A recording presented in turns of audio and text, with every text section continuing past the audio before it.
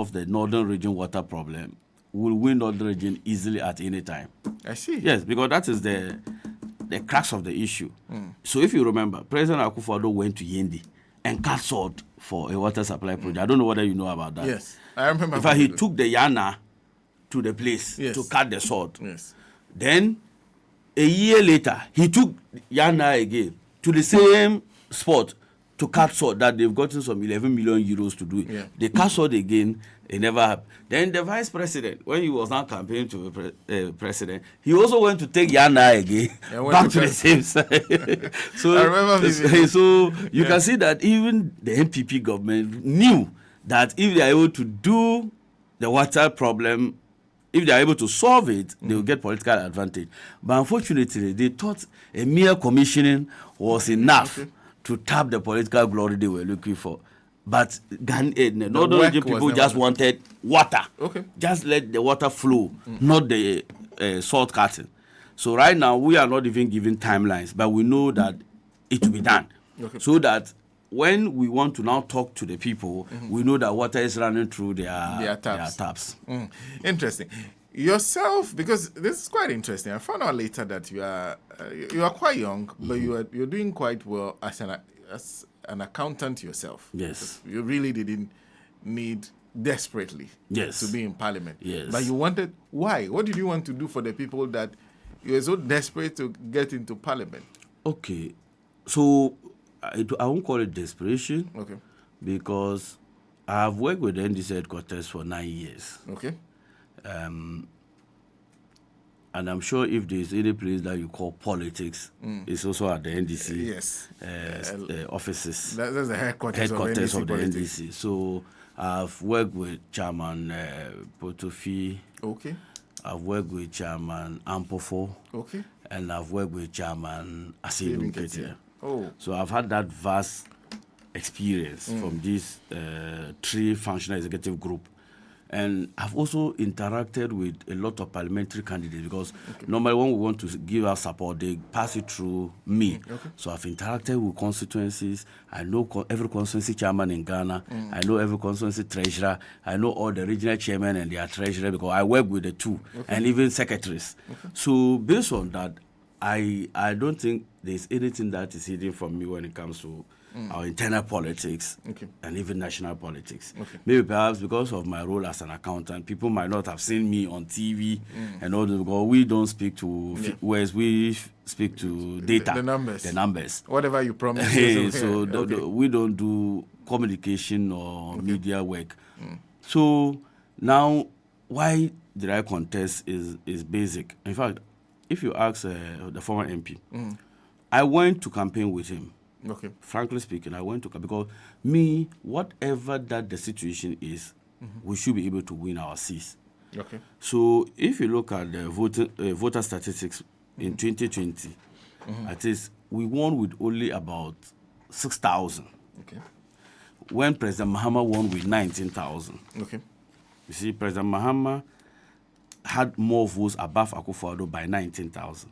Okay. And then the former MP had more votes than the NPP candidate by 6,000. Okay. In fact, for the first time, the NPP had never won any polling station in our constituency. And now, they were, in 2020, they were able to win.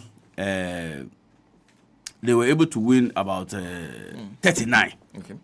From 0 to 39. Okay. So that called for us to guard our seats, not because of the individual interest, but the fact that if we had just won 2 more seats than the NPP in 2020, I'm sure the degradation of our national life wouldn't have been the same. Because NDC would have controlled the parliament, whilst even NPP is holding their government. Power, Do you get the point? Yeah. So seats became very important. And if you watch, this last 2024, the approach was not only on President Mahama. If you observe, in initial election, previous elections, we normally sell only presidential candidates. So some parliamentary candidates just win their PC position just to get MCE because as for this seat, I can never win. But this year, we gave that every PC, your fate is in your hands. Okay. Leave me, President Mahama, So President Mahama had his own dedicated people. So whilst we too had our people. So you see that there was a complete departure from other elections. And that is how come we won with 180-something MPs, because every MP was given a specific mandate. So if you watch, beating the MPP candidate by 6,000 in 2020, I now beat that same MPP candidate by 30,000 difference.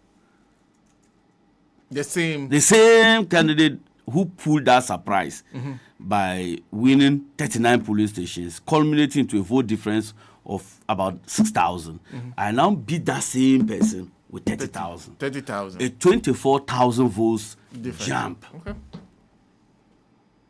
And then the 39 polling stations she won 4 years ago, we now reduce that 39 polling stations to 0. Oh, this time around she didn't win even one. Not a single. Not even the special vote, we beat her there. Even Baumia too didn't win one polling station. In Sagnarigu? Yes. Not one? Not one. Not one. I won both presidential and parliamentary at all polling stations for myself and President Mahama. Okay. Yes. So it tells you that if we had not stepped in, you see, the interesting thing is that the MPP is good in destroying people. So they've casted aspersions on the MP that he was not doing well. So the people fell into that trap. So we needed somebody that will come with a fresh blood to rescue that party. Not because the MP was not doing well. But you see, when you have a situation like this, you must look at the broader interests of the party above the individual. And I'm sure the results demonstrated that that was a wise decision we took. I see. And what are you planning to do for the people? I've already started doing previously, and I'm continuing to do more. Even, in fact, this Friday, I'm commissioning a 3-unit classroom block. You've been in Parliament for less than 5 months. And I'm already commissioning a school. Not a government appointee, and I'm already commissioning a school. In fact, I'm also launching on Saturday an 800,000 Ghana cedis scholarship that will be paying school fees every year for some selected 100 students, needy but brilliant students.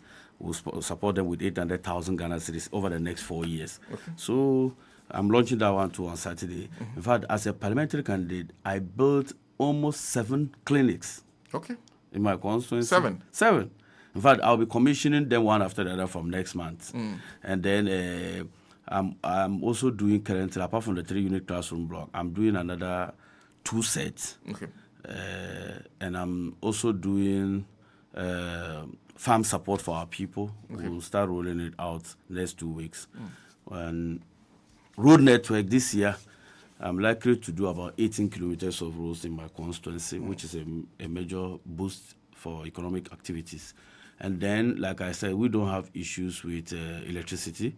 And then water, I believe that it is something that we'll deal with by President Mahama, who said he will deal with it, and we have no doubt that he will do it. And then finally, employment. We're also looking at measures that we can use to leverage our interests by making sure that we secure our youth with some level of job, because they will not forgive us if we are not able to get at least some of them jobs. And the GC too is committed to doing his best in terms of the minor problems. In fact, let me use this opportunity to just express my sympathy to the good people of Kwane. A community in my constituency, there was a land dispute between my community, a community in my constituency, and that of Nantong. And it led to about burning almost about 16 houses in my constituency last 2 days ago. So those human face and those in the district chief executive, together with his team, they are also doing to solve those minor problems that comes out in our constituency. So that's what I would just say. Great. If you just join us, we are speaking to the 4-month-old member of Parliament for Sagnarigu, ATTA. Very interesting. But anyway, we have about some 11 minutes more to go. We'll find time for you to come back and talk about the economy in a bit more detail. But just maybe one issue to draw your attention to. This is But first, let me remind you, if you're listening to us, that Furniture City is offering 20% of all furniture items in the shops. Anything you need. Office, furniture for your office, sofa, bedroom furniture, you need a cabinet, you need furniture for a restaurant, for a church, for a hospital, for a kitchen, for a garden, for your pool, for your beach, or event furniture. Take advantage of this offer, 20%, up to 20% discount. Dash to any Furniture City outlets. You can find them off the main Spinters Road. You can also find them in Tema and in Kumasi. Call them on this number, 0244 213333 or 0540 314948. And also, a happy birthday to Empress Nanaikuya. Empress Nanaikuya, happy birthday to you. This was written for me by SM. Empress Nanaikuya, happy birthday to you. And belated happy birthday.